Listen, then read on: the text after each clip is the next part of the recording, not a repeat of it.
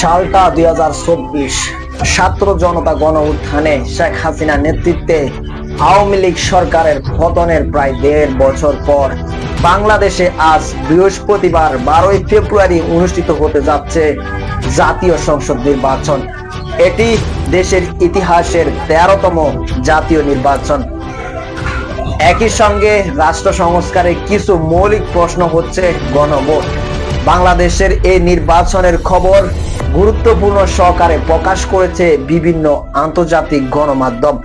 দর্শক, বিভিন্ন আন্তর্জাতিক গণমাধ্যম বাংলাদেশের এই নির্বাচনকে কোন বিষয়ে বেশি জোরালোভাবে প্রকাশ করেছে সেই বিষয়টি আজকের ভিডিওতে আমরা তুলে ধরব। তো দর্শক, ভিডিও শুরু করার আগে আপনাকে বলতে চাই, ভিডিওতে একটা লাইক, আর আপনি যদি আমাদের এই চ্যানেলে নতুন দর্শক হয়ে থাকেন তাহলে চ্যানেলটিকে সাবস্ক্রাইব করে আমাদের পাশে থাকবেন।